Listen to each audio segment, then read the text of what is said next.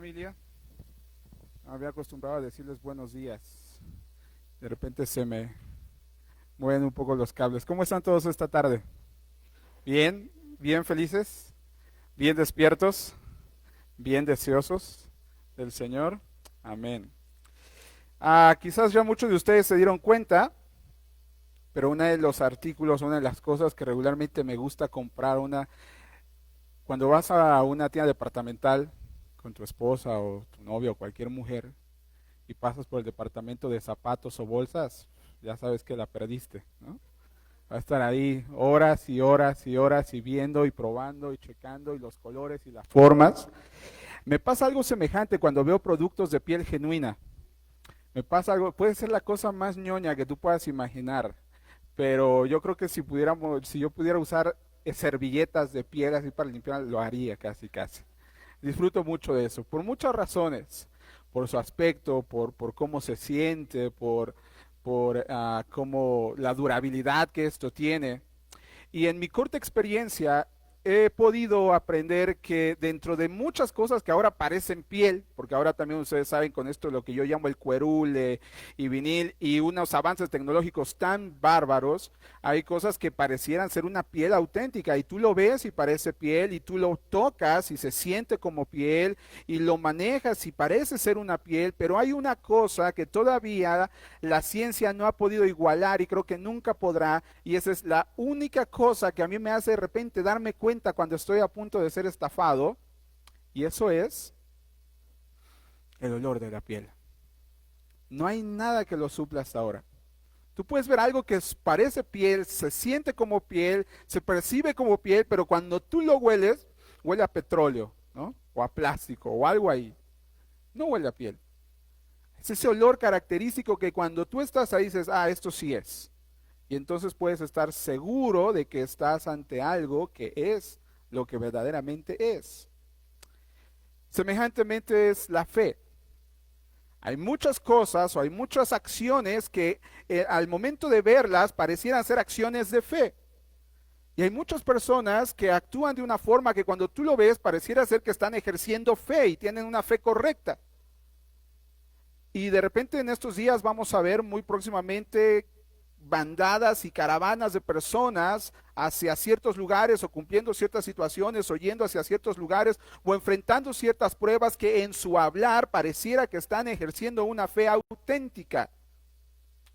Pero una fe auténtica va más allá de lo que se pueda percibir, de lo que se puede aparentar.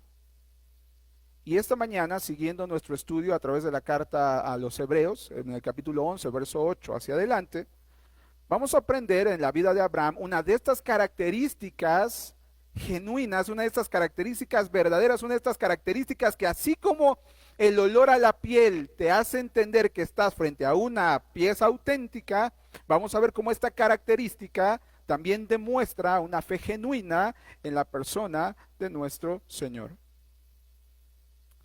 Vamos a ver cuál es una de esas características inigualables de la fe en Cristo Jesús. Vamos a ir a nuestras Biblias, capítulo 11 de la carta a los Hebreos.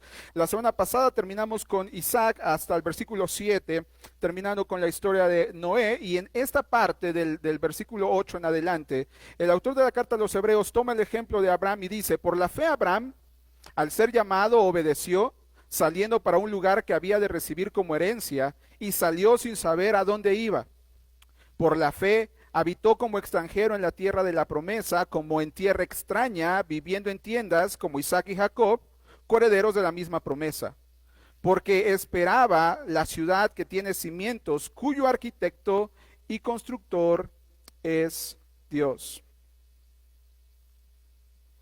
Entrando en el contexto un poco del pasaje, sobre de quién nosotros estamos aprendiendo hoy, estamos hablando nada más y nada menos que de Abraham, aquel que según Santiago capítulo 2, verso 23, fue llamado amigo de Dios. Entonces no estamos aprendiendo de un neófito o de un extraño por ahí.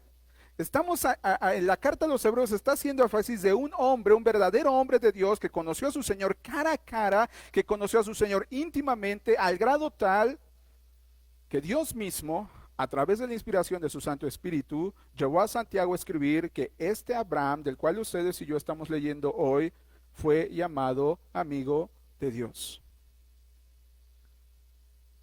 En esta porción de la carta a los Hebreos se hace referencia al capítulo 12 del libro del Génesis, donde el Padre le promete a Abraham la tierra prometida, lo que vendrá a ser Canaán. Y en esa ocasión comienza el relato diciendo que Dios llamó a Abraham y la respuesta de Abraham fue obediencia. Abraham salió en un rumbo hacia una herencia prometida sin saber realmente a dónde iba. Interesante que Abraham no se aferró a lo que ya tenía seguro, que regularmente es irónico, o mejor dicho, es contrario al actuar muchas veces de nosotros. Y cuando tú estás enfrentando una situación difícil que no sabes hacia dónde ir, si moverte de ciudad o moverte de trabajo, algo así, una de las primeras cosas y uno de los consejos que regularmente te dan es, ten cuidado de que no pierdas lo que ya tienes seguro. Y gracias a Dios que no hubo nadie que le diera este consejo a Abraham. ¿Puedes imaginar a Abraham yendo con un amigo diciendo, mira, tú sabes, escuché la voz del Señor diciéndome que camine hacia rumbo desconocido, hacia una tierra que no sé dónde está, pero que Él me va a dar? Y este amigo diciéndole, suena bien, pero mira, aquí están tus padres, tu familia, aquí están tus tierras, ¿a dónde vas a ir? ¿Estás seguro de arriesgar lo seguro por algo que no sabes ni siquiera si vas a llegar? Ni siquiera Abraham pudo decirle a su familia dónde iba. Si yo me mudara hoy de residencia, bueno, como lo hicimos recientemente, por ejemplo, cuando cambiamos dentro de la ciudad, pues el día que yo me fui le dije, papá, cuando tú gustes, aquí está tu casa, esta es la dirección y tú eres bienvenido. Él sabe y sabe a dónde vivo y nos ha visitado y ustedes son bienvenidos cuando gusten. Pero Abraham no pudo hacer eso, no pudo decirle a su familia dónde iba, él simplemente dijo, señores, con permiso, el Dios al cual yo sirvo, al Dios en el cual yo he creído, me ha llamado a caminar hacia una tierra que Él me ha prometido, que no sé dónde está, pero que no tengo la menor duda de que así será. No por cómo se veía la tierra, porque no vemos en la Escritura a Dios describiéndole cómo sería esa tierra a detalle. La certeza de Abraham estaba basada no en la tierra a la que iría. La certeza de Abraham estaba basada en la persona de quien estaba llamándole hacia esa promesa. Amada iglesia, es uno de nuestros trabajos en los cuales debemos de enfocarnos más, el conocer a nuestro Señor a través de su revelación, de tal grado que cuando escuchemos su voz no dudemos, no seamos capaces de dudar, porque conocemos de tal forma, conocemos tan íntimamente al dador de la palabra, al dador de la revelación, al dador de la vida, al dador de nuestra salvación, que podemos confiar y estar seguros que todo estará bien. Ahora mismo orábamos y les pedía oración por este hombre, Joseph Urban. Es uno de tantos amigos que el Señor me dio durante mi tiempo viajando. Y es un hombre joven que, dejándolo todo en Estados Unidos, vino a entregar su vida a las misiones en México, que salió con $1,200 de su estado natal, los cuales le fueron robados a mitad del camino, pero él y su esposa estaban decididos a llegar a la tierra que el Señor les había llamado, México. Y su esposa narra que llegaron a una primera casa donde el único lugar donde podían estar a salvo de ratones era en la sala, en un pueblo aquí en nuestro país. Y eso no fue suficiente para ahuyentarlos y para hacerlos regresar a las comodidades de Estados Unidos, porque ellos estaban seguros de quién había prometido y de quién les había llamado. Conocían a su Señor tan profundamente y tan cercanamente, y eran suficientes los testimonios de Dios en su palabra que podían confiar en el Señor que les había llamado.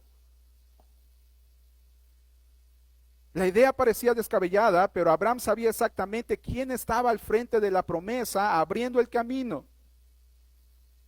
Una cosa muy interesante es que habiendo llegado Abraham a su destino, porque sí llegó a la tierra prometida, habiendo estado ahí en Canaán, el texto dice claramente, verso 9, por la fe habitó como extranjero en la tierra de la promesa, como en tierra extraña, viviendo en tiendas como Isaac y Jacob.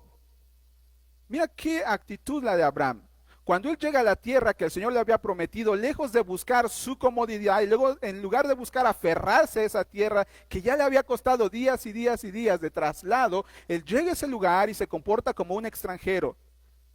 Y es bien interesante ver cómo Abraham, desde que llegó hasta que murió, no tuvo nunca posesión de esa tierra.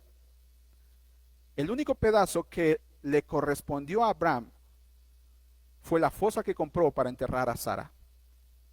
El único pedazo de Canaán que perteneció a Abraham durante su recorrido en esa tierra fue el lugar donde enterró a su esposa. De ahí en fuera, esa tierra que Dios le había prometido nunca fue poseída por él. Uno podría pensar, ¿es que acaso Dios había faltado a su palabra entonces? ¿Es que acaso Dios le llamó una tierra que nunca le iba a dar? ¿Es que acaso en el camino el Padre había cambiado de planes? O peor aún, ¿es acaso que el Señor se había arrepentido de la promesa que había hecho a Abraham? En ninguna manera. Algunos de estos fanáticos de la teología de la prosperidad podría decir es que a Abraham le faltó fe. Es que el milagro estaba hecho, solamente le faltó creerlo, reclamarlo. Es que él estaba ahí, simplemente le faltó apropiarse de esa promesa, no lo logró por tonto, pero en ninguna manera. Lo que hizo la gran diferencia en el actuar de Abraham es lo que enseña el texto al principio. Adán no salió de su tierra con la visión terrenal de lo que podía poseer.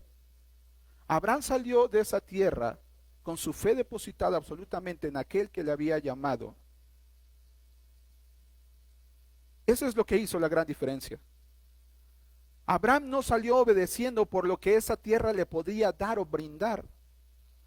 Abraham salió en fe obediente porque él sabía que fiel era el que había prometido. Abraham tenía un tan profundo conocimiento del Padre que su fe le llevó a ver más allá de sus propias narices. Verso 10. Porque, dice el texto, porque esperaba la ciudad que tiene cimientos, cuyo arquitecto y constructor es Dios. Esta es la respuesta de por qué Abraham nunca poseyó esa tierra, porque su mirada no era tan corta y no era tan finita para entender que eso era lo mejor que Dios le podía dar. Irónicamente, muchas personas ahora creen que lo mejor de Dios está por venir en esta tierra. Eso es un error absoluto, eso es una falacia. No lo crea. Lo mejor de lo que Dios le puede dar no está en esta tierra. Lo mejor de lo que Dios nos ha prometido y lo que va a suceder es esa tierra por la cual Abraham ya mismo esperaba. La ciudad prometida de la cual Dios, dice el texto, es el arquitecto y constructor. Esa es nuestra mejor promesa, eso es a lo que usted y yo debemos de aferrarnos, no a lo que tenemos aquí al frente. En ningún sentido quiero decir con esto que debemos rechazar riquezas o comodidades o viajes, no estoy diciendo eso. No estoy haciendo un llamado al ascetismo y dejar todo e irnos a la jungla a vivir a nuestra suerte, no, en ningún sentido.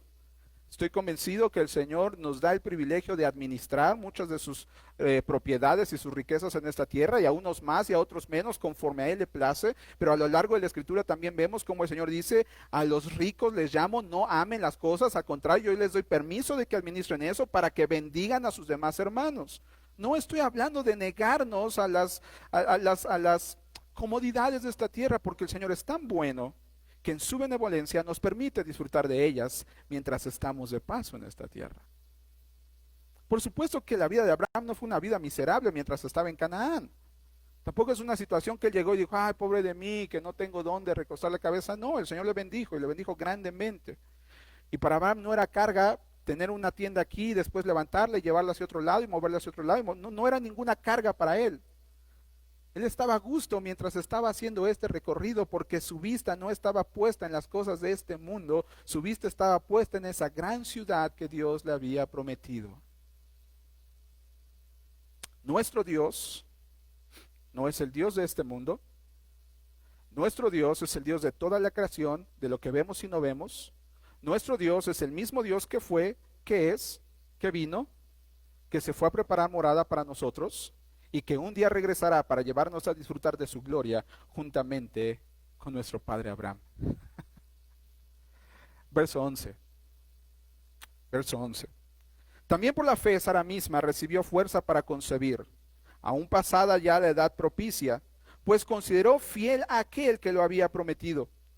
Por lo cual también nació de uno y de este casi muerto con respecto a esto, una descendencia como las estrellas del cielo en número, e innumerable como la arena que está a la orilla del mar. ¿Por qué es que llamamos a Abraham nuestro padre Abraham? ¿Has escuchado este canto? Nuestro padre Abraham. Tiene muchos. ¿Por qué es que le llamamos nuestro padre Abraham? El verso 11 es una alusión al nacimiento milagroso de Isaac, es decir, el seguimiento de la promesa que Dios había hecho a Abraham. En Génesis 12, capítulo 2, verso 3, el padre toma a Abraham y le hace una promesa. Le dice, haré de ti una nación grande y te bendeciré. Engrandeceré tu nombre y serás bendición. Bendeciré a los que te bendigan y al que te maldiga maldeciré. En ti, Abraham, serán benditas todas las familias de la tierra. El verso 12 de este capítulo 11 de la carta a los Hebreos dice que Abraham, ya estando casi muerto en cuestión reproductiva, 100 años, ya estando en las últimas, aún así el Señor le dio la oportunidad, el privilegio de engendrar a Isaac. Y a través de Isaac, el Señor le había prometido a él una descendencia que sería incontable, innumerable como la arena del mar.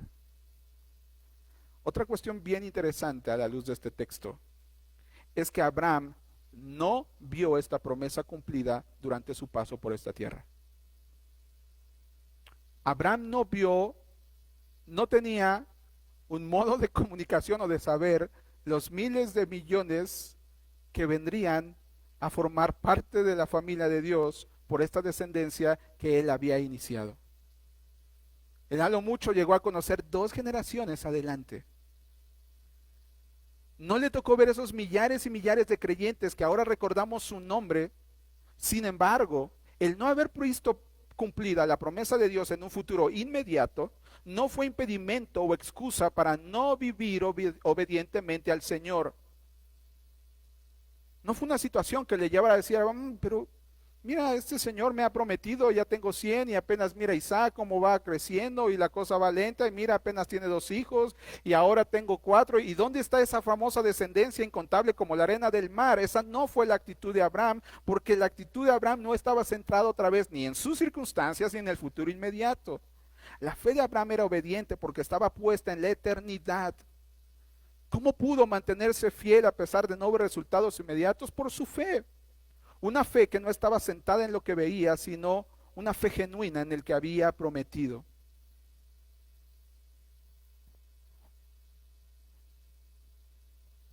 Actualmente en el mundo hay incertidumbre por lo que estamos viviendo. Esta semana se aproximan las elecciones del país del norte. Hay incertidumbre de cómo esto va a golpear la economía mundial, de cómo va a golpearnos como país vecino. Algunos tienen aún incertidumbre por cómo se acomoda esto con el anticristo. Se habla de un próximo rebrote de COVID. Hay incertidumbre en el mundo. ¿Cuál es la mejor estrategia para contrarrestarlo? Los países europeos han fracasado a la luz de algunos. México no está tomando las decisiones correctas. No va a haber una vacuna pronto. También ya tenemos la parte de la influenza. Hay incertidumbre. Para los que confiamos en Dios, para los que hemos depositado nuestra fe en Cristo Jesús, para los que hemos sido perdonados de nuestros pecados por su gracia, no puede haber incertidumbre por una simple y sencilla razón, porque no pertenecemos a este mundo. No puede haber incertidumbre porque las promesas de Dios no serán necesariamente cumplidas en esta tierra. No puede haber incertidumbre en la vida del creyente porque el mismo Dios que nos ha hecho la promesa es el mismo Dios que prometió a Abraham y que a pesar de las circunstancias y sobre todo pronóstico ha cumplido y cumplirá. Podemos confiar en Dios. Podemos descansar en Él. Iglesia, tú no tienes poder para guardar tu vida. Dios sí. Tú no tienes poder para cambiar tu destino. Dios sí. No tomemos un rol equivocado. No nos compremos esta idea fantasiosa y alocada de que somos los arquitectos de nuestro propio destino. Nuestro destino ya está trazado, nuestra morada está asegurada. Si hemos depositado nuestra fe en Cristo, nuestra alma está segura, nuestra vida está en las manos de aquel que prometió y cumplió a Abraham, que nos ha prometido y que nos cumplirá porque es Dios. Así es que podemos descansar en Él y no nos preocupemos por el día de mañana. No estoy llamándoles a la desobediencia. No estoy exhortándoles a quitarse las mascarillas y vivir irresponsablemente. No, estoy haciendo una exhortación a hacer lo que está en nuestras manos y descansar en Dios. ¿A qué edad se enteraron que este mundo no va a mejorar? ¿A qué edad te enteraste que la delincuencia irá en aumento, ojo, y nadie la podrá detener? Nadie, no hay estrategia, no hay hombre, la maldad está intrínseca en el corazón del hombre. Robar, asesinar, matar, fornicar es parte de la naturaleza caída del hombre. Ningún otro hombre va a poder controlar eso. Por favor, no esperes que un gobernante o que un hombre o que una estrategia cambie el corazón del hombre. Nadie puede hacerlo si no es Dios. ¿A qué edad te enteraste que los que pertenecen a Cristo no tienen cabida en este mundo, sino en la eternidad? Nuestro mismo Señor nos lo dijo, no nos mintió. No se extrañen cuando el mundo los odie, los aborrezca. Los aborrecerán, los maltratarán, los perseguirán, los asesinarán por causa de mi nombre. Bienaventurados serán cuando eso suceda, dijo el Señor. No hemos sido llamados a establecernos en esta tierra. No hemos sido llamados a hacer tesoros aquí. Hemos sido llamados a obedecer, a ir en pos de aquel que lo gobierna todo. Hemos sido llamados a caminar en obediencia tras aquel que nos dio un Padre ejemplar en fe y en quien hemos sido benditos y en quien serán benditas nuestras generaciones para la gloria del Padre. Verso 13. Todos estos murieron en fe sin haber recibido las promesas, pero habiéndolas visto desde lejos y aceptando con gusto, confesando que eran extranjeros y peregrinos sobre la tierra. Porque los que dicen tales cosas claramente dan a entender que buscan una patria propia. Y si en verdad hubieran estado pensando en aquella patria de donde salieron, habrían tenido oportunidad de volver. Verso 16. Pero en realidad anhelan una patria mejor, es decir, la celestial. Por lo cual Dios no se avergüenza de ser llamado Dios de ellos, pues les ha preparado una ciudad. ¿Quiénes son estos? ¿Quiénes son estos que el verso 13 dice que murieron en fe sin haber recibido las promesas? Ojo, sin haber recibido las promesas, es decir, sin haberlas visto cumplidas en el futuro inmediato. ¿Quiénes son? Los descendientes de Abraham. Desde el Antiguo Testamento, los descendientes de Abraham murieron sin ver cumplidas las promesas en ese futuro inmediato, pero dice el texto que murieron en fe, es decir, murieron con la certeza absoluta de que esa promesa que Dios había hecho en ese momento llegaría, sin dejarse llevar por sus circunstancias, sino por la fe en el que había prometido. Estoy seguro que en un momento de tu vida tú puedes creer que tus hijos ya no tienen remedio. Puedes llegar a creer que tu familia se está yendo al hoyo. Pero la última palabra la tiene el Señor. Nuestro llamado es a creer y a obedecer. No obedecemos a Dios por nuestras circunstancias. Le obedecemos porque Él cumplirá sus promesas de provisión, de cuidado, de salvación y de sanidad incluso. Carlos, pero ¿cómo puedes decir eso? Hay decenas y centenas de enfermedades que son incurables, sí, para el hombre, pero no para Dios.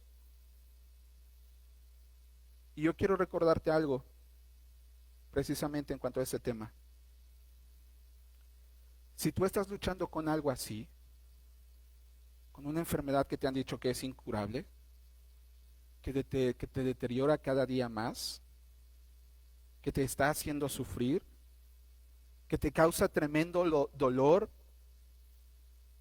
y puede ser que hasta tu último día sobre la tierra luches contra eso, pero si tú estás sufriendo eso, debes saber y debes recordar, y puedes estar completamente seguro que si tu vida, que si tu fe está en Cristo, tú no perderás la batalla contra esa enfermedad. Es común a veces ver, perdió la batalla contra el cáncer, perdió la batalla contra el SIDA, perdió la batalla contra el COVID. Si tu fe está en Cristo, si tú has sido perdonado por Cristo para el perdón de tus pecados, si tú has creído en Él para ser salvo por su gracia, por tu fe en Él, tú no perderás la batalla con ninguna enfermedad. Tú vencerás, porque por ningún motivo, tú te presentarás enfermo ante el Padre cuando estés en su presencia. Cuando estés en su presencia estarás completamente sano, sin dolor, sin sufrimiento, sin una lágrima más, porque Él te habrá sanado eternamente. Eso es la garantía que Él nos dio en la cruz. La garantía de esa vida eterna, donde dice que nos llevará a un lugar donde no habrá más lloro ni crujir de dientes, donde enjugará, donde limpiará, donde quitará toda lágrima de nuestros ojos. Los cristianos no perdemos las batallas contra el mundo. Los cristianos vivimos en victoria por la gracia de Dios y para la gloria de su nombre. De un vistazo por las noticias. Asesinatos, violaciones, fraudes, ajustes de cuentas en este mundo corrupto y oscuro. Y como dijera algún sabio mexicano, de ahí es de donde nos rescató el Señor, por su gracia. Si este mundo está así, ¿cuál sería una buena razón para querer volver ahí? A la luz de la Escritura, ¿cuál sería una buena razón para volver atrás? Ni aun los patriarcas quisieron hacerlo. Dice que ellos no se pasaban el tiempo anhelando volver a donde tenían propiedades, a donde podían, a donde tenían familia, a donde verdaderamente pertenecían. ¿Es que acaso estaban en un mejor lugar en Canaán? No necesariamente. No necesariamente. Habían abandonado un lugar que les pertenecía para vivir en uno donde no tenían pertenencias. Entonces, ¿por qué no volvían? ¿Por qué no anhelaban? ¿Por qué dice el texto bíblico que no estaban deseando volver atrás? La respuesta es muy sencilla, porque entendían que el Señor les había llevado hasta allá para algo más grande. Y no solo lo sabían, sino que lo anhelaban. Dice el verso ahí, verso 16. Pero en realidad anhelan una patria mejor, es decir, la celestial. ¿Y sabe qué? Todos estos que murieron en fe la alcanzaron. La alcanzaron. Mire el verso adelante, verso 17, mismo verso 16. Por lo cual, mire qué impresionante, dice el texto. Por lo cual, Dios no se avergüenza de ser llamado Dios de ellos. ¿De quién? De Abraham, de Isaac, de Jacob. Pues les ha preparado una ciudad. Abraham, Isaac y Jacob, así como todos los que han muerto en Cristo, están vivos, no están muertos. Mateo capítulo 22, verso 31 y 32 dice, y en cuanto a la resurrección de los muertos, ¿no han leído lo que les fue dicho por Dios cuando dijo, yo soy el Dios de Abraham y de Isaac y el Dios de Jacob? Él no es Dios de muertos, sino vivos. Esto es una garantía, esta es una prueba absoluta de que Abraham, de que Isaac, de que Jacob y todos sus descendientes que han muerto en fe en Cristo no están muertos, están vivos, porque Dios no es un Dios de muertos, es un Dios de vivos. Por lo cual Dios no se avergüenza de ser llamado Dios de ellos, el Dios nuestro, Dios de aquellos que no se aferran al mundo, ni conciben el mundo como el mejor lugar. Dios es el Dios de aquellos que renuncian a los placeres pasajeros de este mundo, del pecado, y que cada día dan pasos de fe hacia la patria celestial. Verso 17. Por la fe Abraham, cuando fue probado, ofreció a Isaac, y el que había recibido las promesas ofreció a su único hijo. Fue a él a quien se le dijo, en Isaac te será llamada descendencia. Él consideró que Dios era poderoso para levantar aún de entre los muertos, en donde también en sentido figurado lo volvió a recibir. Hasta este punto del pasaje hemos visto cómo la fe de Abraham fue una fe que se fue desarrollando progresivamente a través de diferentes sucesos. Y muy seguramente hubo muchos más sucesos que no están narrados en la Escritura, pero que sucedieron. Abraham tuvo que dejar su tierra para ir en pos de una que nunca conquistó, que nunca le perteneció. Abraham vivió el resto de su vida como extranjero en esa tierra. Abraham recibió una promesa de una descendencia incontable que no la vio cumplida durante su paso en esta tierra. Y si eso no fuera suficiente, Abraham fue probado por Dios cuando le pidió a Isaac en sacrificio. El que había recibido, al Isaac que había recibido como cumplimiento de una promesa. El Señor le pidió en sacrificio a aquel en quien le sería llamada descendencia. Una pregunta importante aquí. ¿Dónde comenzó la prueba de Abraham en el caso del sacrificio de Isaac? ¿Acaso la prueba de Abraham comenzó en su camino al monte? ¿Acaso comenzó mientras amarraba a su hijo? Algunos dirían, quizás a ella le cayó el 20. ¿Acaso la prueba de Abraham comenzó cuando sostenía el cuchillo para el sacrificio? No. La prueba de Abraham comenzó desde el momento mismo de su llamado. Desde que recibió el llamado del Padre comenzó su prueba. Porque infinitas cosas pudieron pasar por su mente. No sé, no voy a especular al respecto. No podría yo pensar, porque definitivamente no tengo la madurez que Abraham tenía en ese momento. Y porque quizás mi fe no ha sido probada al grado de la fe de Abraham. Pero una cosa es clara a la luz de la Escritura. Una cosa podemos ver en la cual el pensamiento de Abraham permanecía. ¿Cómo es que pudo sobreponerse a semejante prueba? Por su fe. Fue la fe la que lo llevó a la obediencia. Verso 19. Verso 19.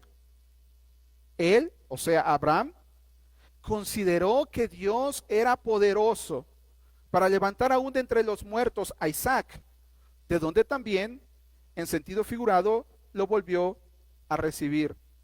Santiago capítulo 1 versos 2 y 3 dice: tengan por sumo gozo, hermanos míos, cuando se hallen en diversas pruebas, tentaciones, sabiendo que la prueba de su fe produce paciencia o perseverancia. Abraham pudo haber reaccionado de dos formas en este momento. Ante el llamado de Dios, Abraham pudo haber tenido por lo menos dos formas de responder. Una pudo haber sido: wow, no, es que qué injusto es Dios. Dios no me ama. Dios me quiere ver sufrir porque me ha dado un hijo y ahora me lo quita. Ahora me llama y no solamente me lo va a quitar, sino Él mismo quiere que yo lo asesine con mis propias manos. ¿Qué pasó, Dios? Esa pudo haber sido una forma en la que Abraham pudo haber respondido. Pero la forma en la que Abraham respondió, a través de lo que nos muestra la Escritura, a través de su obediencia absoluta, es que Abraham lo vio de esta manera. Seguramente quizás por la mente de Abraham pasó: wow, este día seré testigo de uno de los milagros más grandes de los que he visto en mi vida. Porque Dios es justo, santo y poderoso. Porque este Dios al que he seguido siempre me ha pedido a mi hijo en sacrificio. Y yo sé, dice el verso 19, Abraham estaba seguro de que Dios no faltaría a su promesa. Y la mente de Abraham decía: yo sé que aunque yo lo sacrifique, Dios es poderoso para devolverle la vida del mundo de los muertos. Abraham no tenía la menor duda de que Dios cumpliría su promesa. Abraham entendía que ese Isaac era el hijo a través del cual él iba a desarrollar su promesa. Y aún eso, al ver en un momento un panorama en el que estaba perdiendo esa promesa, no titubeó. No titubeó, porque él entendía muy bien que la vida de Isaac, que el desarrollo de esa promesa se iba a cumplir y que Dios era tan poderoso que aún podía sacrificar a Isaac 10 veces y Dios lo devolvería a la vida para cumplir su promesa. No porque Abraham lo mereciera, no porque Isaac fuera un hijo perfecto, porque Dios cumpliría su promesa. ¿Se acuerda del aroma inconfundible de la piel? Así es la obediencia a la fe genuina. Una fe ejercida en la persona de nuestro Señor no es una fe titubeante. No puede ser una fe rebelde. No puede ser una fe temerosa. Debe ser una fe obediente porque hemos conocido al dador de la promesa y podemos ver a la luz de las escrituras y a la luz de la historia que nuestro Dios es un Dios que cumple y cumplirá sus promesas. No lo digo yo, lo dice su palabra. No la escribí yo, no la narré yo, no la hicieron los santos hombres de la Reforma, lo hizo nuestro propio Dios a través de la inspiración de su Santo Espíritu a hombres que Él eligió para dejarnos su revelación, y su revelación y la historia nos muestran que Dios cumple sus promesas. ¿Cómo hemos de vivir entonces? Sin duda alguna debemos vivir en fe, pero una fe obediente que se fortalece y se hace evidente a través de la prueba. ¿Y dónde comienza nuestra prueba? Igual que Abraham, en el llamado. Desde el momento que el Señor nos llama a hacer algo, se hace evidente si le conocemos o no, al grado de ver si obedecemos o no. La prueba no comienza en la tentación. La prueba comienza desde que Él nos llama a ser santos, a ser rectos, a ser puros, a huir del pecado. Varones, muy difícilmente podremos huir delante de una mujer desnuda, ni el rey David pudo. La prueba no comienza cuando estás ahí. La prueba comienza desde el momento en que sabes que ni siquiera debes acercarte a una habitación, a una situación en esas situaciones. Para huir. Así es en todos los sentidos. Una fe obediente no juega con fuego. Si tú no eres obediente a Dios desde el llamado que Él te ha hecho a ser puro, a ser recto, a ser honesto, a ser íntegro, si no eres capaz de obedecerle cuando Él te dice que huyas del pecado, cuando estés ahí enfrente ante una situación corrupta, una situación de pecado, muy seguramente vas a fracasar. Porque tu prueba no empieza ahí. Tu prueba comienza desde el llamado que Dios te ha hecho a ser ese pueblo, esa nación santa que Él ha redimido por su sangre. ¿Cómo hemos de vivir entonces? Nuestra vida es como neblina, y el que no veamos las promesas del Señor cumplidas a corto plazo no quiere decir que el Señor las ha olvidado, y mucho menos quiere decir que no las cumplirá. Nuestras circunstancias no deben desanimarnos, sino todo lo contrario. Aunque las circunstancias aparecen que no lo alcanzaremos, debemos seguir andando por obediencia, en obediencia por fe. ¿En qué área de tu vida el Señor te está pidiendo obediencia esta mañana? ¿En pureza? ¿En dominio propio? ¿En justicia? ¿En honorabilidad? ¿En responsabilidad? ¿En qué área el Señor te está pidiendo fe y obediencia? Una fe obediente no mira hacia atrás ni desea volver, sino anhela una patria mejor, una patria celestial. Y por último, una fe obediente es la evidencia de un cercano andar a Dios. Demuestra que conocemos el alcance de Dios, de su poder y su fidelidad. Fiel es el que ha prometido, fiel es el que nos guardará. Oremos al Padre. Bendito Señor, te amamos, te bendecimos, Señor. Te damos la gloria por todo lo que tú has permitido en nuestras vidas, por cómo nos has guardado, por cómo nos has sustentado. Y te pedimos, Señor, que nos ayudes a seguirnos manteniendo fieles a ti. Ayúdanos, Padre, a poder ser obedientes al nivel que tú esperas. No por nuestra conveniencia, no por lo que podamos lograr aquí, sino porque es lo mínimo que podemos hacer ante tu presencia, ante tu poder.